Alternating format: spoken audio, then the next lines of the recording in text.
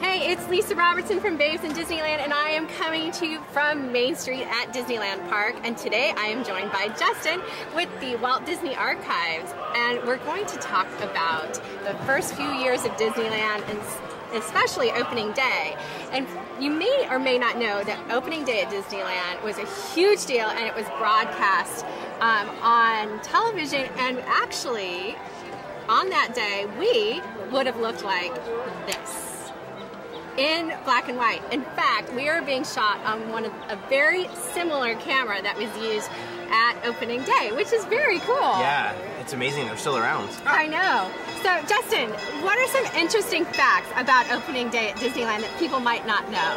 Well, opening day was a little bit notorious within the company for a while because there were a lot of people here. We actually have right here one of the press preview invitations and the parking pass from opening day.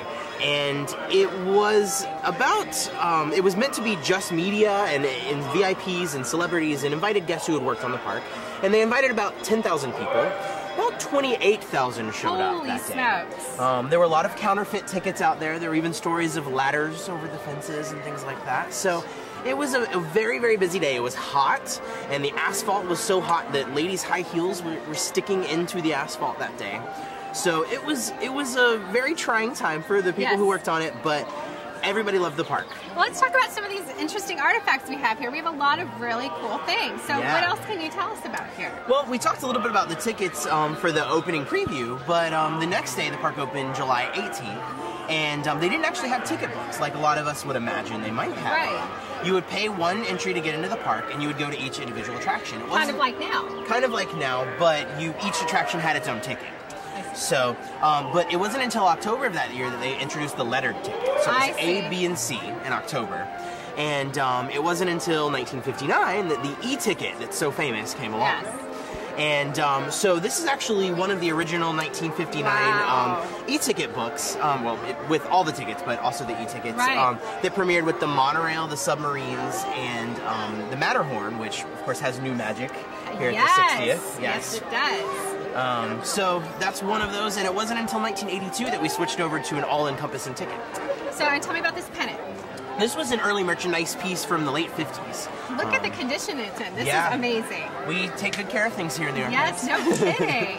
And this is actually another interesting piece from the early days. I'm sure recognize the mouse ear hat. Yes. But this is called a kepi cap.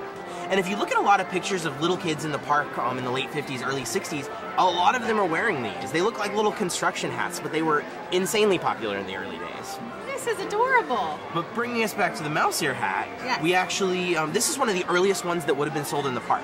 Wow. The Mouseketeers actually made their debut here at Disneyland on opening day, but it wasn't until October of that year that they premiered on television. The mouse ear hats became incredibly popular after that point. Right, obviously. And they were sold in the park not long after. And the company who actually made these, Benet Albi Company, actually operated the Mad Hatter shops in the park for a while. Wow. And tell me about this book. So this is the earliest guide map that we have of Disneyland that was sold here in the park. It's so early, in fact, that the inside has illustrations instead of photographs.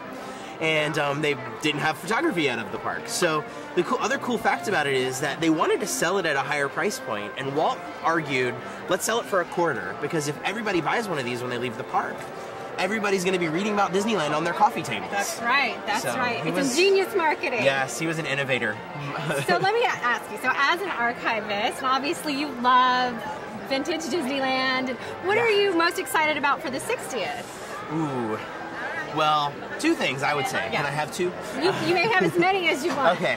One thing that I'm really excited about is the new magic being added to the attractions here, with Peter Pan's flight coming up in a few months, the Matterhorn bobsleds, and the Haunted Mansion all receiving some extra really cool things. Some of them very steeped in Disney lore, especially the Hatbox Ghost being one of them. Obviously, yes. And I'm also really excited about the new World of Color show, World of Color Celebrate, because it is all about Walt Disney and Disneyland. It is such a beautiful homage to Walt Disney. It's it's like a tearjerker. It's so beautiful, and there's so much wonderful footage of Disneyland and Walt Disney and his words of wisdom and just the joy and love he had for the park.